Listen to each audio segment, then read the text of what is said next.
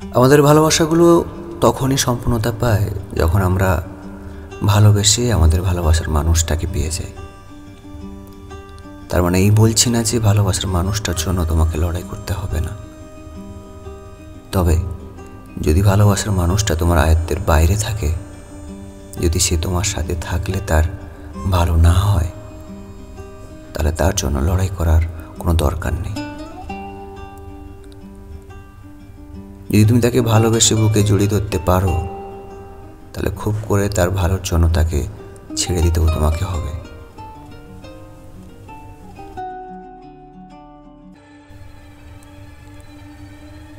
রাতের জন্য কি কোনো অ্যালার্জিক রেডিও স্টেশনে সবাইকে অনেক ভালোবাসা। এখানে গল্প নয়, এখানে মনের কথাগুলো শোনানো হয়। আজ তোমরা শুনবে পারিনি।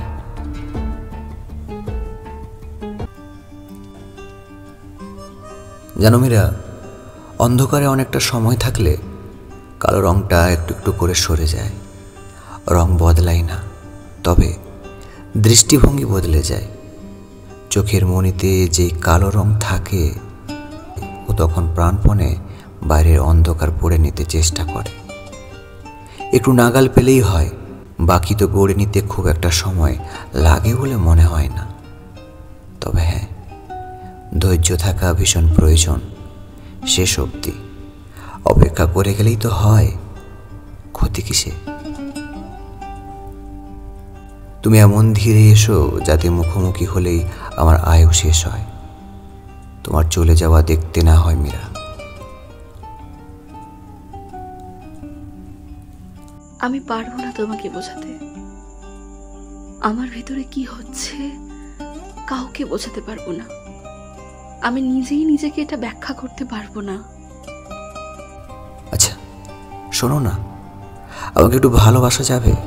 খুব অল্প পরিমাণ, না তার থেকেও কম, একেবারেই কম যাবে? একটু ভালোবাসা যাবে কি আমার? আবার একটু যত্ন নেওয়া যাবে কি? একদমই কম। ধরো আমি তোমাকে বললাম আমার মন খারাপ, তুমি বললে অসুবিধা নেই, একটু পর ঠিক হয়ে যাবে। মন ভালো না হোক শুধু এই অল্পটুকু, মন ভালো না হোক শুধু এই অল্প যত্নটুকু নেওয়া যাবে কি? আমি বোধহয় খুব অল্প কিছুর অভাবে একদিন মারা যাবো মীরা। আমাকে তুমি সেই অল্পটুকু দিবে? আমায় বাঁচিয়ে নিও মীরা। বেশ, এইটুকু আবদার? আর অভিযোগে? এই মহানগর জুড়ে হাজারো প্রেমের গল্পের মধ্যে এমন কিছু গল্প আছে যাদের মধ্যে আজ আর প্রেম নেই, শুধুই গল্প হয়ে থেকে গেছে। কৃষ্ণ, তুমি সবার মধ্যে আমায় খোঁজো, নাকি আমার ভালোবাসাটা বুঝতেই পারো না? জানো, আবার তুমি ছাড়া অন্য কোথাও কোনো দুঃখ নেই। শতকাল শত জন্মের পরও যদি কখনো সুখ খুঁজে পাই, তবুও তোমার বুকের আশ্রয়স্থলে। মাঝে মাঝে আমার ভীষণ মনে হয় তুমি হীনা পঙ্গু এই জীবন, তুমি ছাড়া আমি বড়ই অচল। ভবঘর ভব সংসার সব কিছুরই অবর্তনে তোমার এলোমেলো বেশ রুক্ষ চুল, মোটা করে আলতা মাখা পায়, পায়ে রিমঝিম নুপুর, আজও শুনি ঘুমের শহরে। ঘুম ঘুম মাখা চোখের চাহনি আজও ভাসে হৃদয়ের গভীরে আমার মীরা। আমি কোথায় পাবো এই সুখ? আমি কোথায় পাবো তোমাকে? প্রাণবন্ত এক মুখের হাসি বিচ্ছন্ন আজ এই মনের শহরে। তুমি ছাড়া আমার কোথাও দুঃখ নেই, তুমি ছাড়া আমার সুখ বলে কিছু নেই মীরা। আমার সমস্ত কিছুই তোমারই অবর্তনে।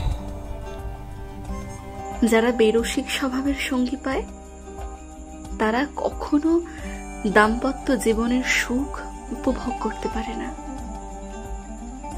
একজন রসিক স্বভাবের মানুষ কখনোই তার সঙ্গীকে অকারণে কষ্ট দিতে পারে না। তারা যাই হোক সঙ্গীর মূল্য বোঝে, গুরুত্ব বোঝে, সঙ্গীকে ভালোবাসে, সম্মান দেয়।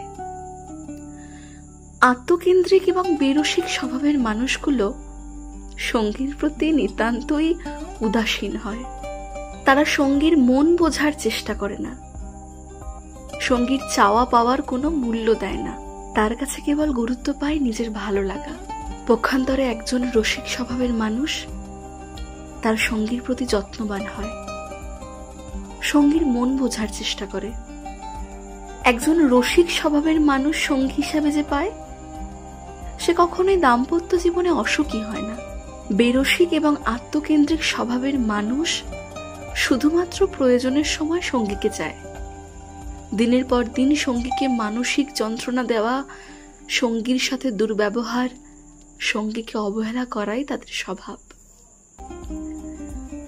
দাম্পত্য জীবন মানেই শুধু নিজে সুখী হওয়া নয়, নয় কেবল নিজের চাহিদা মেটানো। দাম্পত্য জীবন কিংবা সংসার হলো সেই চুক্তি যেখানে স্বামী স্ত্রী পরস্পর পরস্পরের ভালো থাকার দায়িত্ব নেয়, পরস্পরের চাহিদা পূরণ করার দায়িত্ব নেয়। সঙ্গীকে ভালোবাসতে কিংবা সঙ্গীর প্রতি যত্নবান হতে যারা কৃপণতা করে, তাদের চাইতে স্বার্থপর মানুষ পৃথিবীতে আর হয় না। দাম্পত্য জীবনে সুখী হতে চাইলে সবার আগে সঙ্গীর সাথে আচরণ থাকতে হয় বন্ধুত্বপূর্ণ, সঙ্গীর প্রতি যত্নবান হতে হয়, সঙ্গীকে ভালোবাসতে হয়।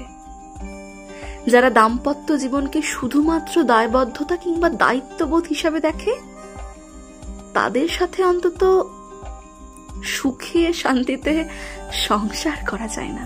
আর যাই হোক, বেরসিক এবং আত্মকেন্দ্রিক স্বভাবের মানুষদের খুশি রাখতে হয় নিজে সব আনন্দকে বিসর্জন দিয়ে।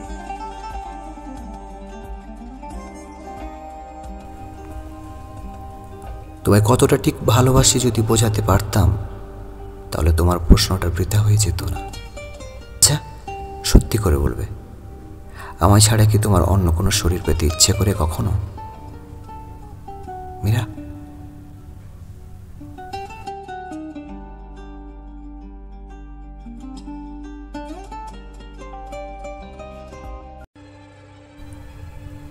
রাতের জন্য কি কোনো লার্জিক রেডিও স্টেশনে সবাইকে অনেক ভালোবাসা। এখানে গল্প নয়, এখানে মনের কথাগুলো শোনানো হয়। তোমরা তখন শুনছিলে আমার 46 নম্বর ম্যাগাজিন আরসিকের 5 নম্বর পর্ব পারিনি। মীরার কণ্ঠে ছিল বর্ণালী চক্রবর্তী, গল্প লেখা, গল্পের পাঠে এবং গল্পের সূত্রধার এবং কৃষ্ণ চরিত্রে আমি কুণাল চন্দ্র আরজেকে। সবাইকে অনেক ভালোবাসা আমার সাথে এবং পাশে থাকার জন্য। যারা নিয়মিত শ্রোতা, আমার অডিও স্টোরিগুলো কেমন হচ্ছে তোমরা অবশ্যই লাইক, কমেন্ট, শেয়ার করে আমাকে জানাও। যারা প্রথমবার আমাকে শুনছো কিংবা চ্যানেলটাই নতুন, চ্যানেলটিকে অবশ্যই সাবস্ক্রাইব করতে হবে। বাকি অডিও স্টোরিগুলো মন দিয়ে শুনতে হবে, কথা দিচ্ছি তোমাদের মন ছুঁয়ে যাবে। এইভাবেই পাশে থাকো, এইভাবেই সাথে থাকো। যারা আমার সাথে কাজ করতে চাও, ফেসবুক এবং ইনস্টাগ্রামে আমার অফিসিয়াল আইডির নাম হচ্ছে কুণাল চন্দ্র আরজেকে। এই ঠিকানায় তোমরা তোমাদের লেখা এবং ভয়েস পাঠাতে পারো। এভাবেই পাশে থাকো, এভাবেই সাথে থাকো, কারণ তোমরা তো জানো তোমরা পাশে থাকো বলেই আমরা সাহস পাই, তাই না? ভালোবাসা ছড়িও।